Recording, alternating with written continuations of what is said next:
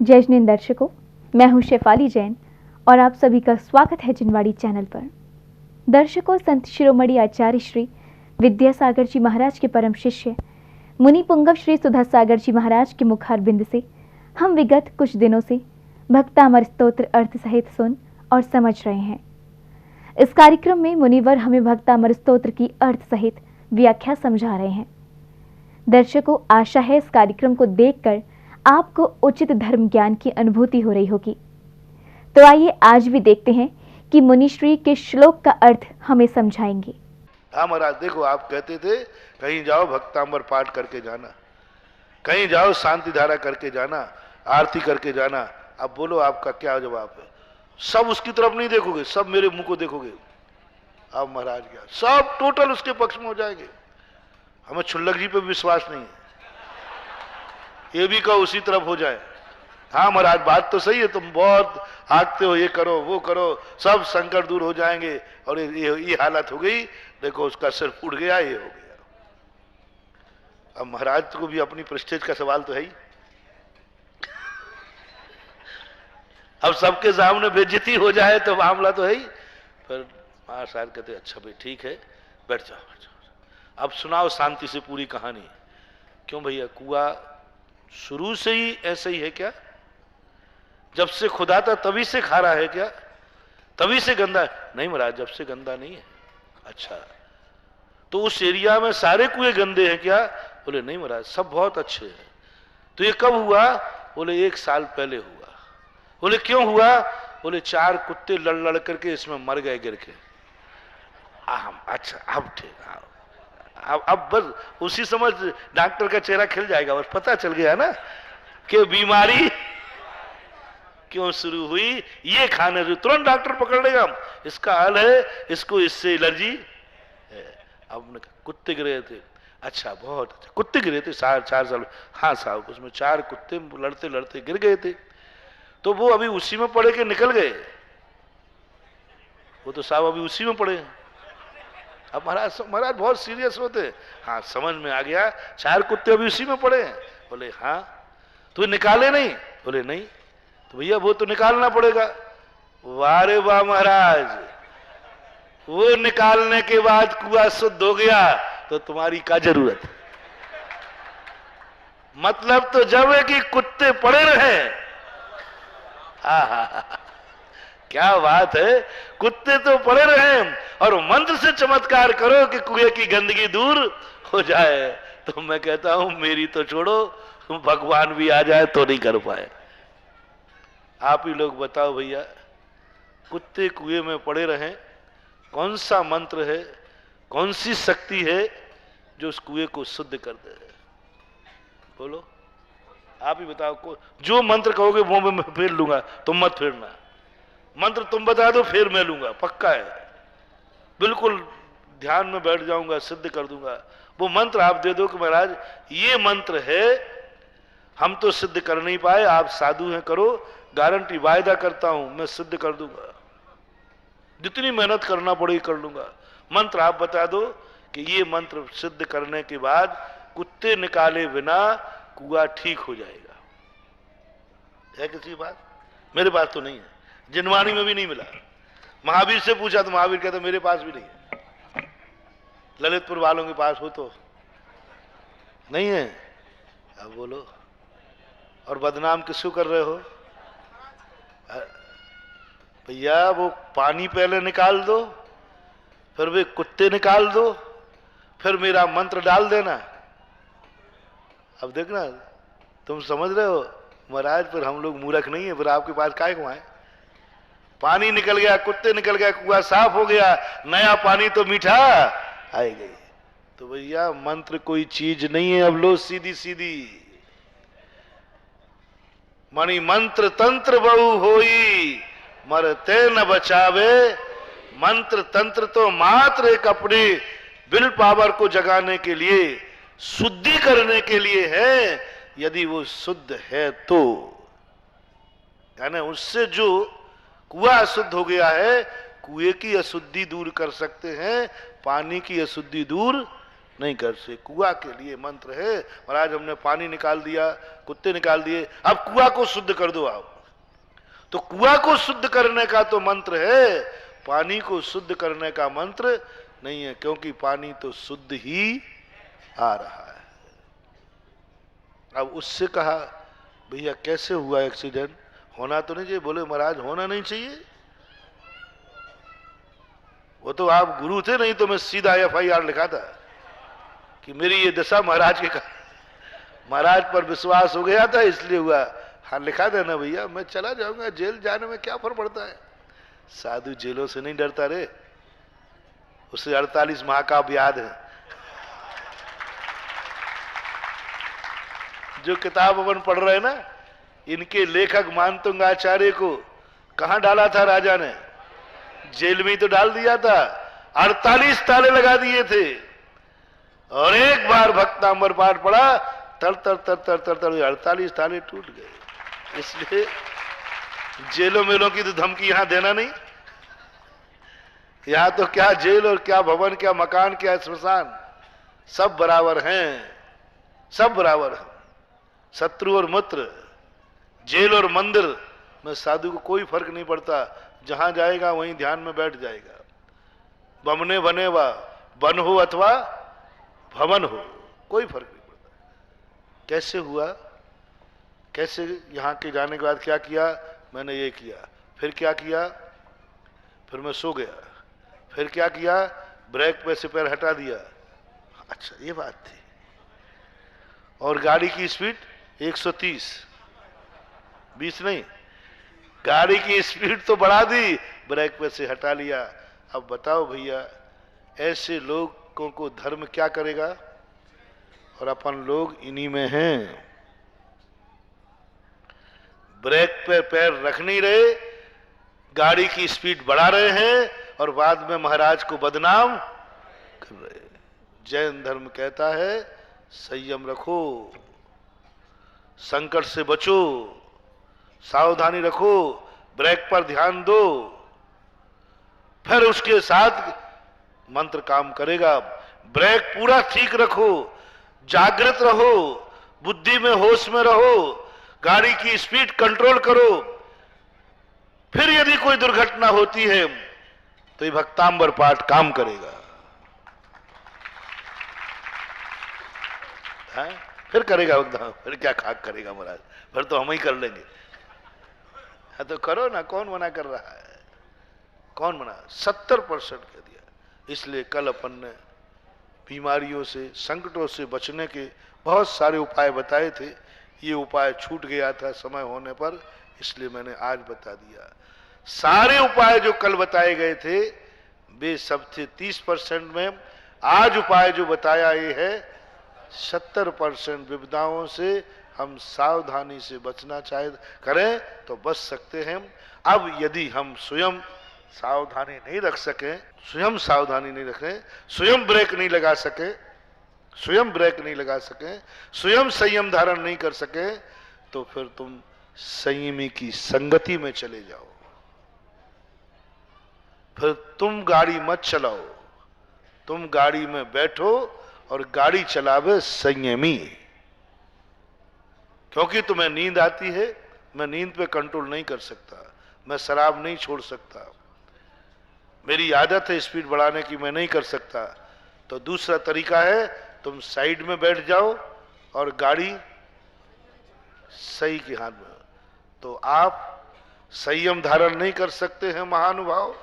इसलिए परम पूजनीय जिनवाणी माता ने इसलिए कहा ग्रस्त के लिए, तुम संयम धारण नहीं कर सकते हो कोई बात नहीं, लेकिन संयम धारण नहीं कर पाओ तो सदा संयमी की संगति में रहना। देखो पूज्यवर मानतुंगाचार्य आपको कहां भेज रहे हैं, युगाचल संस्कृताम, भगवान के चरण कमलों के सहारे बैठ जाओ। तुम्हारे पास संयम नहीं है, संयमी के साथ चले जाओ 24 घंटे। जैनियों नहीं, वैष्णव ने भी कहा, ग्रस्त को यह कहा कि दुनिया में अपने सब कुछ छोड़ देना, लेकिन संत समागम प्रभु भजन तुलसी दुर्लभ दोय सुतदारा और लक्ष्मी। कितनी बड़ी बात। कोई शिष्य ने कहा होगा, वो भी संत थे, कि आपकी कृपा से हमारे बहुत मकान हैं, धन है, दौलत है, जायदाद है, ये सब हैं, सब आपकी कृपा से।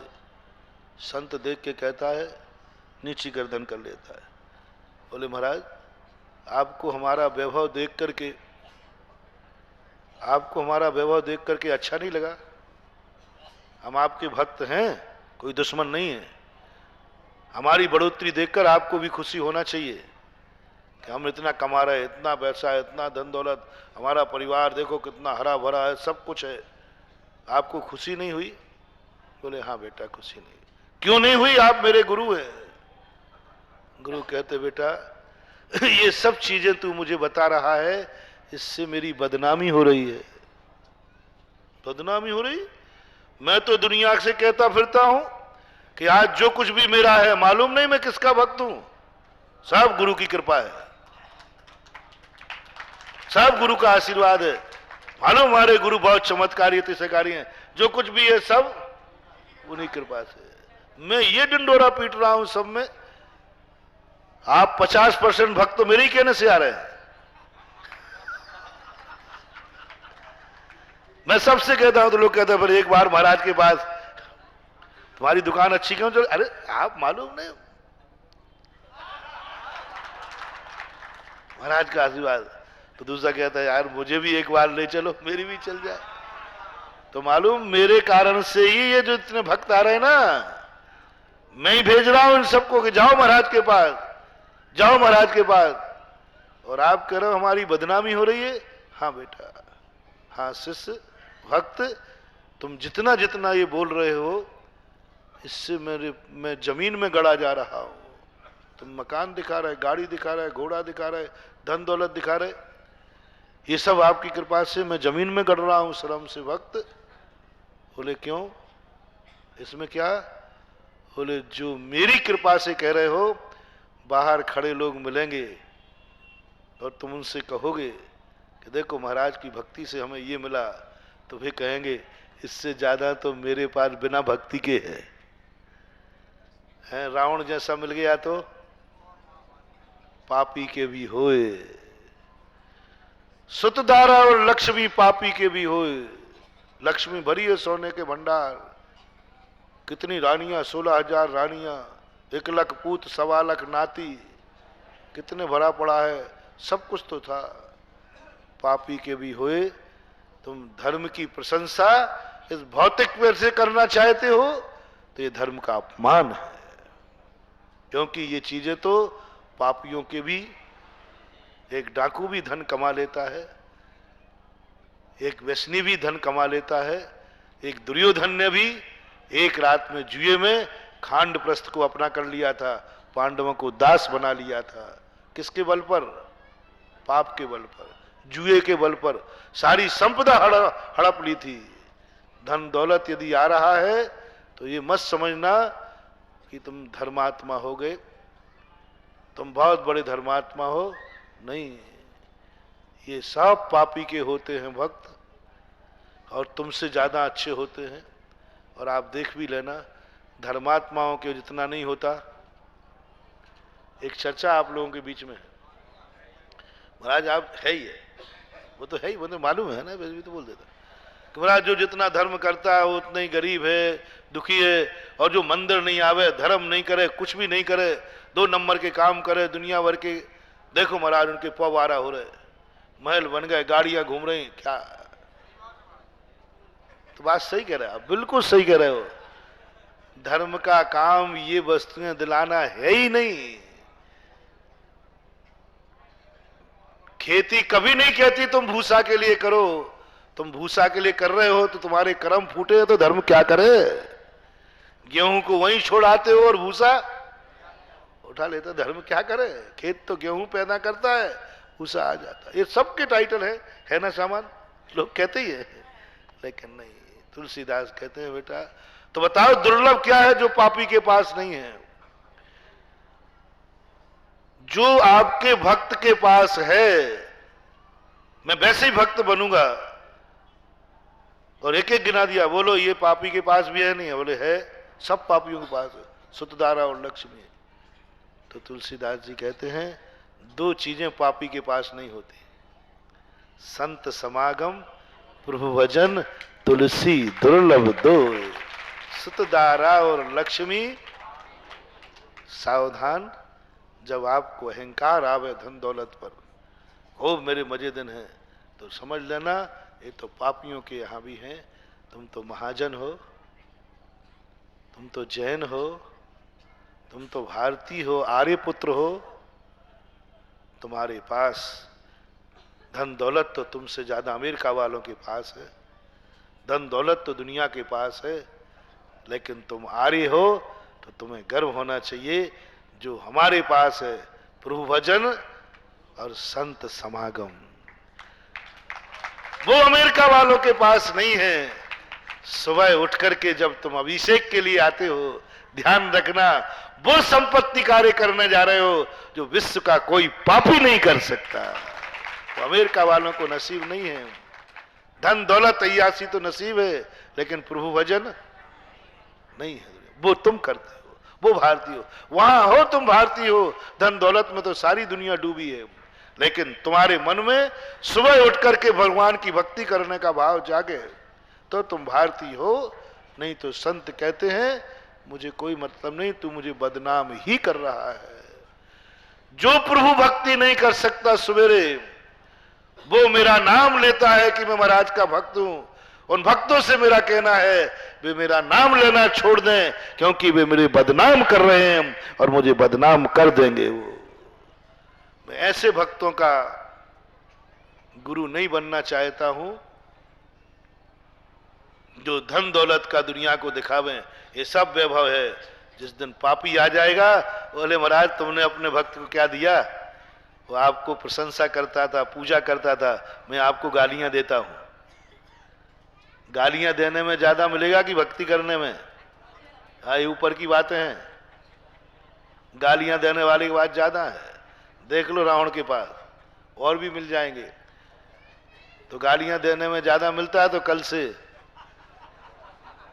करो, क्या बात हुई, कौन मना कर रहा है करना? नहीं, हम उसके भक्त बनना चाहते हैं।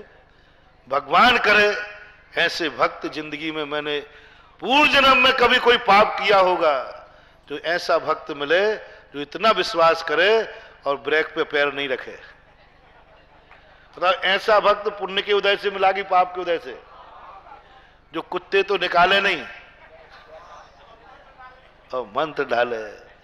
इसी प्रकार 4 कुत्ते कुएं में पड़े हैं कभी निकाले बिना। वे 4 कुत्ते कौन हैं? 4 कसाएं, क्रोध की, मान की, माया की, लोभ की। ये 4 कसाएं आत्मा में पड़ी हैं और तुम महाराज से कहो महाराज हमारा आत्मा रूपी कुआं शुद्ध करो। हैं? अनादिकाल हो गया, भगवान भी आके थक गए, उन्होंने भी खूब मंत्र फूके, खूब भक्तांबर कराए, खूब शांति धारा कराई, खूब आरती बनाई, लेकिन आत्मा रूपी कुआं शुद्ध नहीं हुआ, क्योंकि वे 4 कुत्ते तो उसमें सड़ रहे हैं। क्रोध, मान, माया, लोभ, ये 4 कुत्ते निकाल दो, फिर देखो बहती रहती कसाय नाली, शांति सुधा भी झरती है। कसाय नाली भी उसी आत्मा में है तो शांति अमृत भी उसी आत्मा में। एक तो कम करें। तो ऐसी स्थिति में जो तुलसीदास की बात मैंने कही, 2 चीजें दुर्लभ हैं।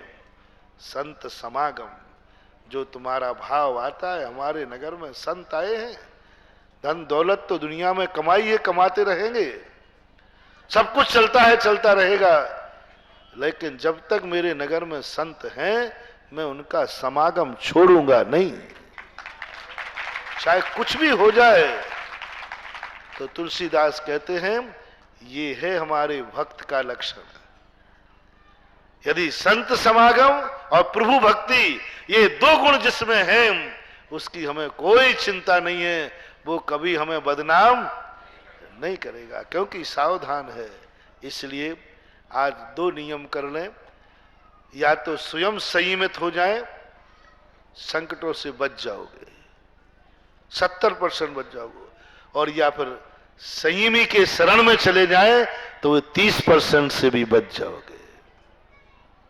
संयमी की शरण, जो संयमी है, या तो स्वयं ड्राइवर की सीट पर संयमित होकर बैठो, अन्यथा किसी संयमित व्यक्ति के हाथ में गाड़ी दे दो, सुरक्षित चली जाएगी। अब संकट आते क्यों हैं? इसके 3 कारण हैं। एक कारण उपादान की चूक, अभी जो हमने बताया था, संयम की चूक, उपादान की चूक। कई बार अपना उपादान चूका है, कई बार उपादान चूका है। उपादान की चूक से जो संकट आते हैं वे तो नहीं कटेंगे, वो भक्ति से नहीं कटेंगे। जो स्वयं की भूल से संकट आए हैं 70%, वे तो मान लो भैया नहीं कटेंगे। आप भगवान महावीर के पास चले जाओ, नहीं आए, क्योंकि वो किसकी भूल से आए हैं? स्वयं की भूल से आए हैं। राजा शरणक ने सर्प डाला स्वयं की भूल से महाराज के गले में, वो कर्म तो भगवान महावीर भी नहीं काट पाएंगे, जो उपादान की भूल से आए हैं। और प्राय जितने भी मैंने कहा ना, 70% संकट अपने स्वयं की भूल से आते हैं। जो स्वयं की भूल से आए हैं, ना वे गंधोदक से कटेंगे, ना शांति विधान से कटेंगे, वे तो पश्चाताप से कटेंगे और प्रत्याख्यान से कटेंगे। सुनना, बहुत बड़े श्लोकों के आलम्बन लेकर के हम तुम्हें बहुत बड़े सूत्र दे रहे हैं जिंदगी के उत्थान के। जो तुम्हारी भूल से आए हैं कर्म, उनका मात्र 2 तरीके हैं। पहला तरीका 3 मान लें। पहला तरीका है कि तुम महसूस करो मेरे से गलती हो गई, इसमें मेरी ही गलती है, दूसरे की गलती नहीं है। यदि मैं सर्प नहीं डालता, कोई महाराज मुझे गाली नहीं दे रहे थे, महाराज मुझे चुनौती नहीं दे रहे थे, महाराज मेरा कुछ बिगाड़ नहीं रहे थे, वो तो ध्यान में बैठे थे, फिर भी मेरी गलती, बताओ इसमें महाराज की और शरणक में से कितने % किसकी गलती है? महाराज ध्यान में बैठे थे 1%, पूरी गलती किसकी है? 100% गलती है। तुम रास्ते में चल रहे हो, चींटी पर पैर रख दिया तुमने, चींटी की गलती है कि वो रास्ते में क्यों आई, कि तुम्हारी गलती है कि तुमने क्यों नहीं देखा? चींटी की कितनी % मानू? क्यों? उसको मालूम ही नहीं है कि ये तुम्हारा रास्ता है। अब तुम कहो भाई तुम्हारे पैर से चींटी गुजर गई, महाराज आप चींटी को समझाइए रोड पे ना आवे, हाईवे है। अब बताओ भैया, ये 4 लाइन हाईवे है, 100 स्पीड की गाड़ियों के लिए बनाया गया, ना कि चींटियों के लिए। आप चींटियों को कह देना कृपया कर वे हाईवे पे नहीं आवे। अरे भैया, इतनी उनकी अकल होती तो वो चींटी को होती, वो तो उसको हाईवे क्या, उससे तो क्या, जानवर थोड़ी जानता है कि हाईवे, वो तो रास्ता जान करके निकल रहा है। ये किसकी गलती है? अब पैर से चींटी कुचली गई, किसकी गलती? आपके उपादान की गलती। आपने ऐसा कितने कार्य हैं जीवन में जो दूसरा नहीं करा रहा है, पाप अशुभ कार्य, डायरी बनाओ। 24 घंटे में ऐसे कितने कार्य हैं जो तुम स्वयं कर रहे हो, दूसरा कराने के लिए बाध्य नहीं कर रहा है, स्वयं कर रहे हो। तुम नहीं चाहो तो नहीं करो, नहीं चाहो तो नहीं करो, मजबूरी नहीं है, लेकिन तुम कर रहे हो। कितना % मान लो? 70% तो मानते ही जाओ। 70% पाप व्यक्ति स्वयं की मर्जी से करता है, मजबूर होके नहीं करता, मर्जी से करता है, शौक से करता है, चलाकर करता है। नहीं करे तो कोई आपत्ति? बताओ, गुटखा मजबूरी में खाता है कि शौक से? तुम कहो गुटखा खा के कैंसर होके भक्तामर से मिट जाए, आइयो मत यहां।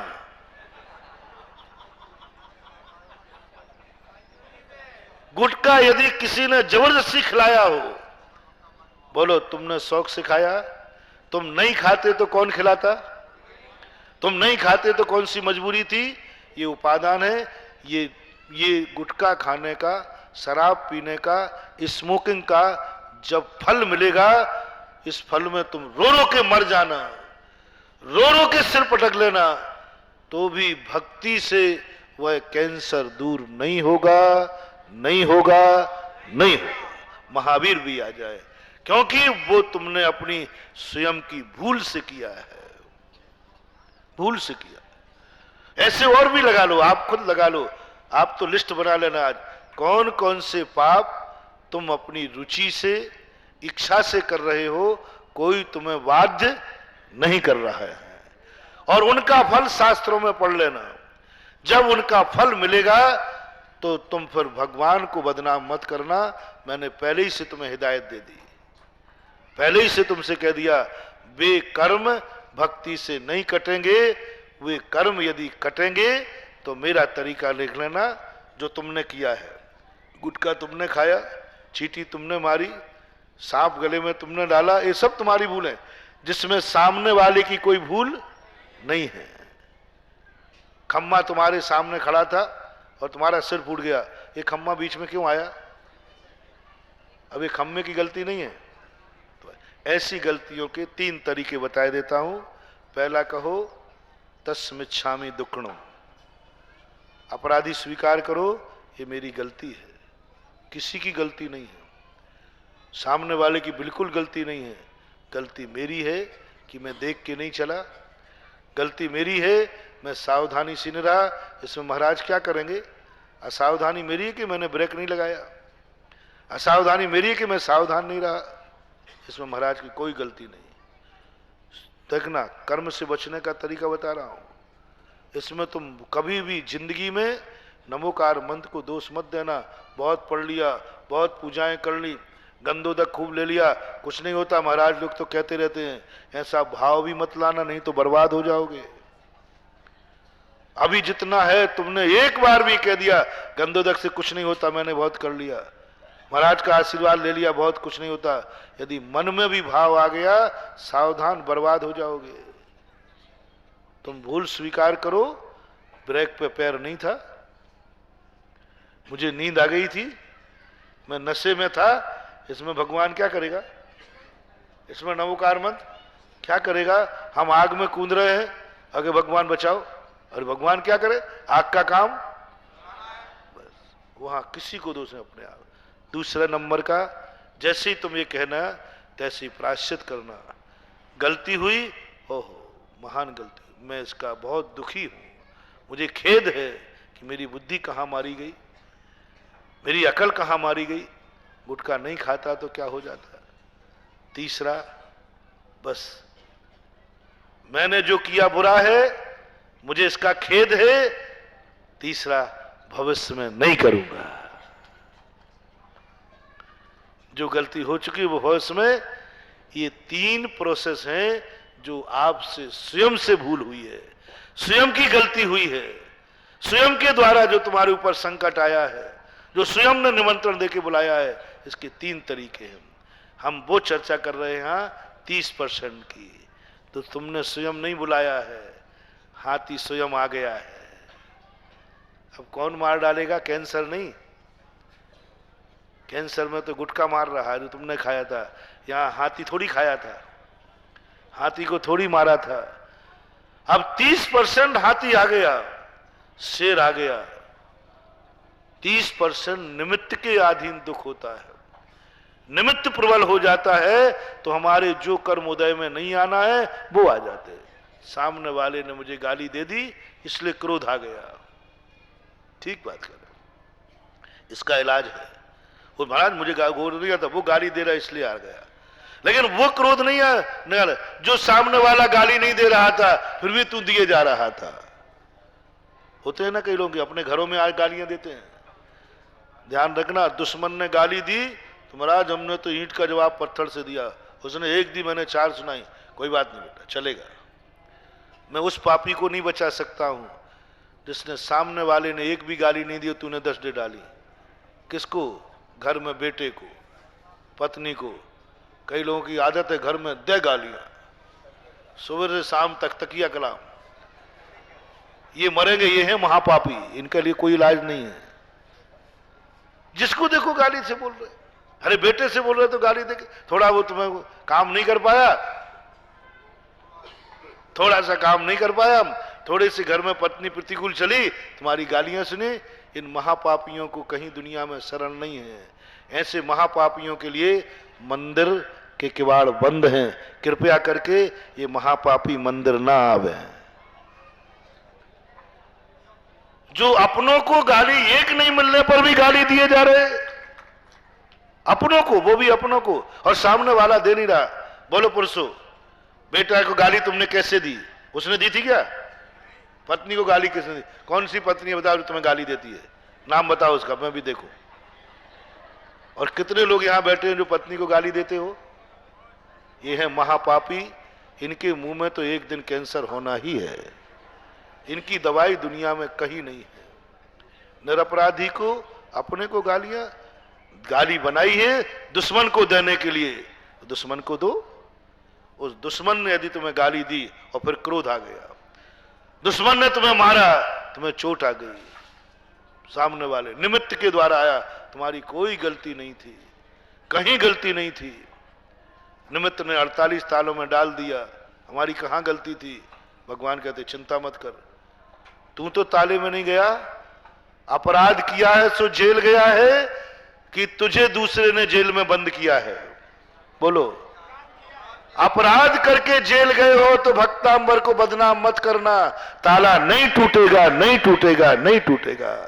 भक्तांबर अपराधियों को मुक्त नहीं कराता है, अन्यथा कानून से इस पे स्टे आ जाएगा। भक्तांबर खतरनाक है, अपराधियों को जेल से फरार कराता है। सुन रहे हो ना कान खोल के? अब महाराज आपने तो सभी धो दो, अब क्या करें? तुम क्या समझ रहे थे? भक्तांबर वो है, कितने ही अपराध करूंगा स्वच्छंदा, और जेल में जाके भक्तांबर पढ़ूंगा? नहीं बंधु, जिनवाणी पूछ रही है, अपराध करके जेल आए हो तो भक्तांबर काम नहीं करेगा, पश्चाताप काम करेगा। तो देखा आपने कितना व्यापक है ये भक्तामर स्तोत्र।